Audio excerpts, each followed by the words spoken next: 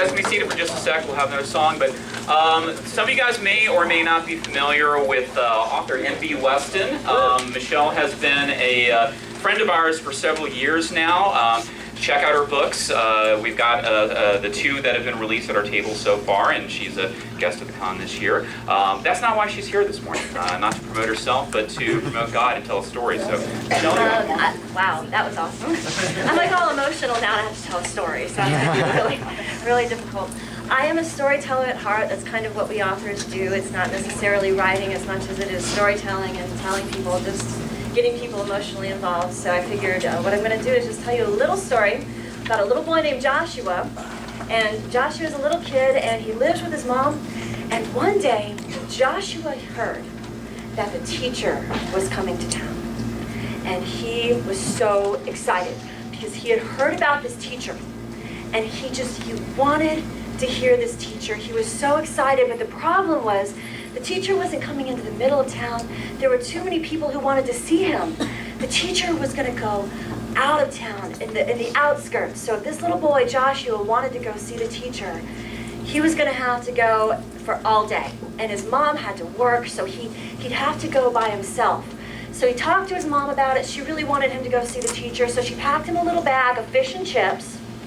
She gave it to him, and he went out to see the teacher. So he traveled, and he went out with all these people, and when he got there, when he got to the outskirts of town, they were on top of this mountain, and he started looking around, and he could not believe how many people were there. It was amazing. There were at least 5,000 men, and who knows how many women and children, because they were never counted. And this boy, he's just looking, and he was just amazed at how many people wanted to hear the teacher just like he did. So he sat there, and he starts listening. The teacher comes, and he starts teaching.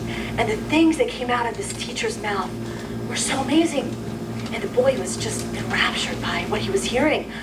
Well, the teacher kept talking, and it kept getting later, and later, and later. And soon the sun, which was over here, was all the way in the top of the sky, and it was hot.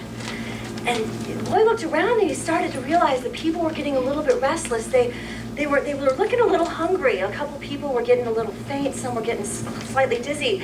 And the boy noticed the teacher saw that too. And he saw on the teacher's face, he could see that the teacher was kind of worried about these people. They needed food. So the boy watched the teacher. He calls 12 men over to him, and they all start talking, and they're shaking their heads. And the teacher's motioning for them to go out in the crowd. So these 12 men, they start going out in the crowd, and they start asking, does anyone have any food? And the boy, he's got these fish and chips. Well, they're really good. He didn't want to give away his fish and chips, so he's kind of holding them behind him, just, don't take my fish and chips. I got my vinegar. It's going to be good stuff. I don't want to give this stuff up.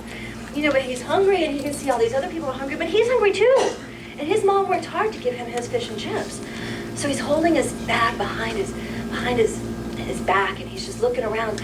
But he starts to realize, the teacher really needs some food for these people. And he's going, but all I've got is one bag. What good is one measly bag of fish and chips going to do? So he's just thinking about it, what do I do? And he just decides, you know what? At least if I give this bag up, the teacher might have some food, and he can keep teaching because he really wanted to hear the teaching. So he finds one of those 12 men, he hands him the bag and says, here, take this. Well, that's when the most amazing thing happens. The man goes up to the teacher. The teacher holds this little tiny bag of fish and chips. He thanks God for it. And little Joshua's sitting there going, I gave him this little amount of food, and he's thanking God? He needs this much food. Why is he thanking God for this much food? Didn't make any sense to him. As they're sitting there, they're watching this teacher. He thanks God for the food. And then, y'all know what happens next. He starts breaking the fish and chips, and he calls and asks for some baskets. The little boy's going, okay, now I'm really confused. Hold on. One little bag of fish and chips. Why do we need baskets? This doesn't make sense to me. The teacher starts breaking the bread, breaking it. He keeps going. He keeps going. He keeps going. He keeps filling baskets. And as he's filling baskets, the 12 men come. They grab the baskets. They keep taking it out to more people. And suddenly, the boy realizes all the people are getting fed. Every single person got fed, and he's just sitting there, he's watching, and he even got fed. He had 2 times the amount of fish and chips he normally would have had. But as he's watching it, he realized all the 12 men, they come back, they've got 12 baskets left over, and everyone was full.